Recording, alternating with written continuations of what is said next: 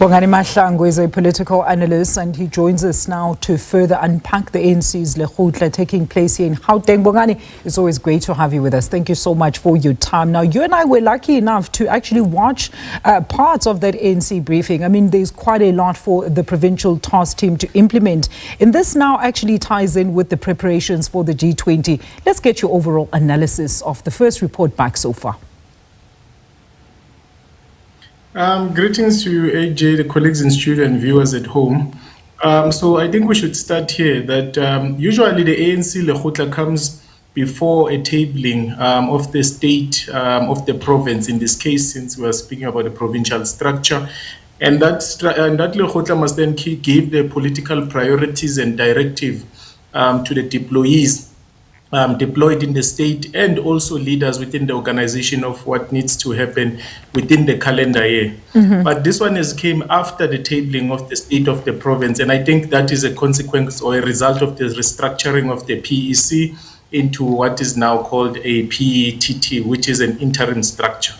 So what then the interim leader would have made reference to are some of the priorities, or rather things that the discussions should be centered around, because there has to be then commissions, and then those commissions would do their job, discussing the topics that he spoke of. I think he said 30 items or so that he made reference to, and then they would bring it to plenary, and then they would be discussed further and adopted. So then that would become their political program for the year. But what he has made mention of with regards to the issues of crime, unemployment, immigration, service delivery at provincial municipalities and so forth and so on are not new. But what they need to do here is develop a proper implementation plan with well-defined milestones and delivery dates, because then that's how the public will measure them, and that's how the public would generate some sense of confidence in their leadership, them as individual leaders and the ANC as an organization. And also the objectives that they will then develop at this Lekgotla must also be within their terms of reference, because we must never forget that they are an interim structure with a limited scope and power, because ultimately they must take the province to conference where elected, not selected individuals would then take over the positions legitimately in a context that they would have constituency legitimacy, of which they do not, as they were selected and not necessarily elected.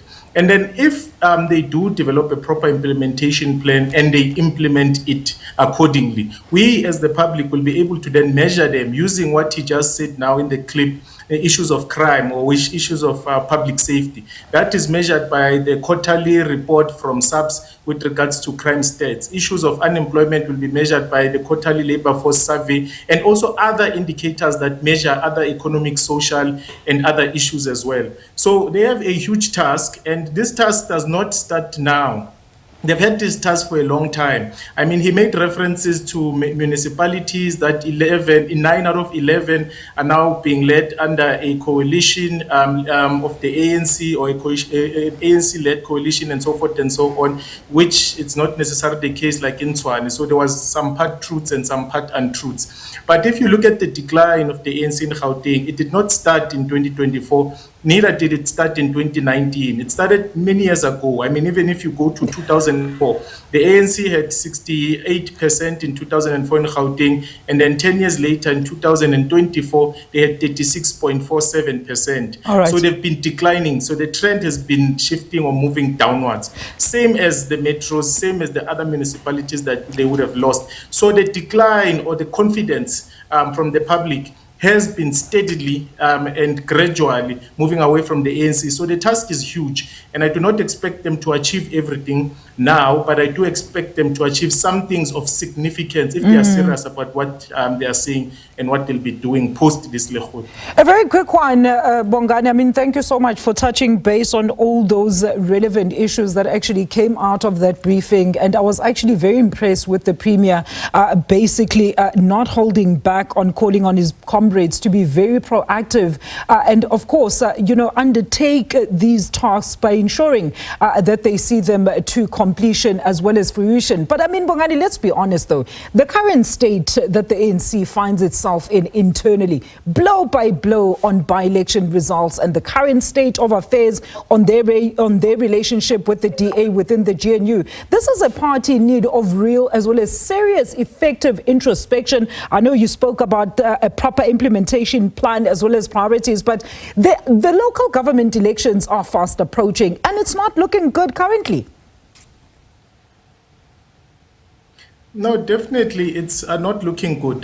That's why in my opening remark, I spoke about what the Lekgotla would look into are those deployed in government, of which if we refer to him as Premier now, that means he's then a deployee in government and is a political head of the executive, the provincial executive in the legislature of Gauteng. So then as a political head there, as Premier there, we have also never seen from him implementing any consequence management for underperformers with regards to his MECs and even administrators, the ones that he referred to as business people by night and administrators by day.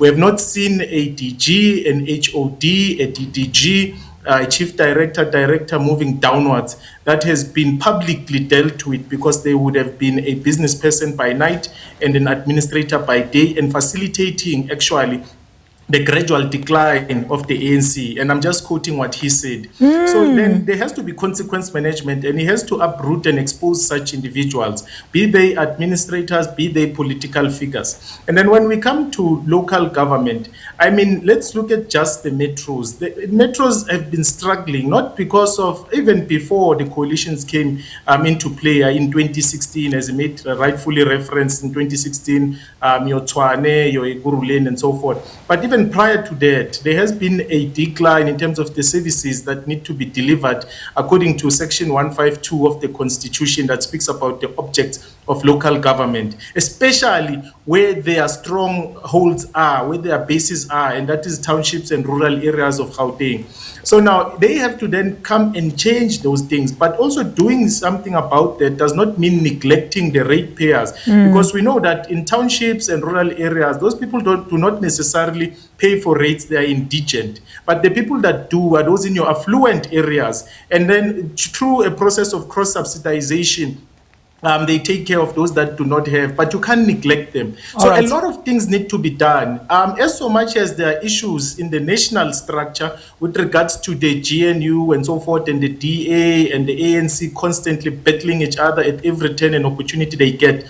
The dynamics in Gauteng are not that, they are similar, but they are very different as well. Because in Gauteng, they are, in terms of the provincial structure, they are a minority government, but they are supported item by item by your EFFs, by your MK, regarding whatever arrangement that they have going. All right, Bongani. All right, we're going to leave it there. I mean, quite, noteworthy there is that, as you've just alluded to, the Premier is the political head. And I was actually surprised by the fact that he was shocked by the news that they now, he has to now constitute an investigation looking into how they're actually paying that 30 million rand in terms of rental for properties that they actually own within here in Gauteng. But Bongani, thank you so much. That's where we're going to leave it. Thank you so much for your input. Mr. Bongani Mahlangu is a political analyst there on the ANC's Gauteng Lekgotla.